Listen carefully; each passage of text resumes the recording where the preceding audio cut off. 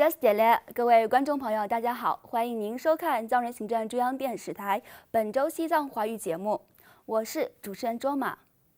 本期的主要新闻有：达赖喇嘛尊者致函祝贺日本第126任天皇登基；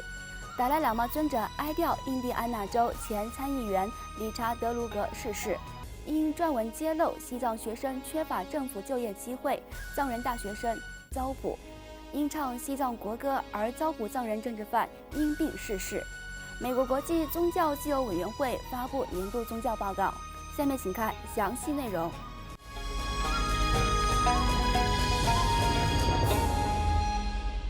西藏精神领袖达赖喇嘛尊者于本周三5月1号致函祝贺日本德仁亲王登基继位第126任天皇皇位及开启令和时代。达赖喇嘛尊者在写给德仁天皇的贺函中表示，在过去50多年的时间里，我在定期访问日本期间，深深体会到各界人士对我所倡导的培养慈悲利他之心，以及宗教和谐等基本人类价值观等所表现出的兴趣和热情。尊者进一步称赞了日本人民从第2次世界大战的灰烬中再次崛起的复原力和坚韧不拔的精神。与此同时，藏人行政中央司政洛桑桑格也于当天致函日本首相安倍晋三，祝贺日本德仁亲王登基继位第126任天皇。司政洛桑桑格在贺函中表示，今天我代表藏人行政中央向日本人民致以衷心的祝贺，祝贺德仁亲王登基成为日本第126任天皇，以及迎来令和时代。这一时代的名称令和恰好在藏语中意为希望。司政在贺函中还表示，我还要借此机会感谢日本人民和政府长期以来对西藏问题的坚定支持。此外，达赖喇嘛尊者因俄罗斯境内多个佛教团体的祈请，将于5月10号至12号为期3天，在印度北部喜马偕尔邦达兰萨拉的大乘法院，将为四方信众讲授由弥勒菩萨所著的《宝信论》等妙法。达赖喇嘛尊者官网和藏人行政中央安全部已开启各方信众的网上登记办理法会入场证件等服务。另外，西藏精神领袖达赖喇嘛尊者于近日致函哀悼美国印第安纳州前参议员理查德·卢格的逝世。达赖喇嘛尊者在写给逝者家属的哀悼信中写道：“作为一名藏人，我非常感谢他多年来对西藏事业的支持，包括多次与我在访问华盛顿期间进行的会晤。他和他的同事们鼓励西藏人民不要放弃希望，继续以非暴力方式争取西藏的自由。”美国前印第安纳州参议员理查德·卢格是参议院的外交政策偶像性人物。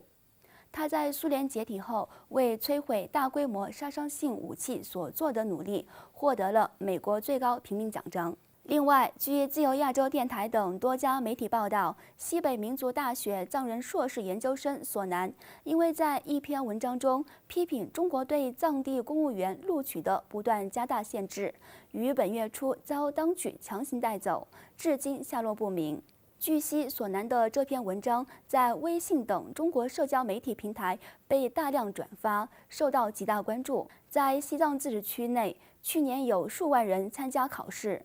当局最终只提供200多个职位，而中共官媒却在大肆宣传，为西藏民众提供了无数就业机会。在西藏自治区与其他被划入中国省份的藏地，藏人大学毕业生就业困难的问题一直存在。随着大量汉人移民的涌入，藏人在申请公务员职位或是私营机构职位时，都遇到越来越大的挑战。此外，曾于2016年藏历新年期间唱西藏国歌而遭中共当局拘捕的西藏康区甘孜藏人白马汪清，因在关押期间遭受非人折磨而长期患病，于上周五4月26号不幸在四川成都的一家医院病逝。2016年2月13号，在藏历新年的第5天，白马汪清在甘孜县公开演唱西藏国歌。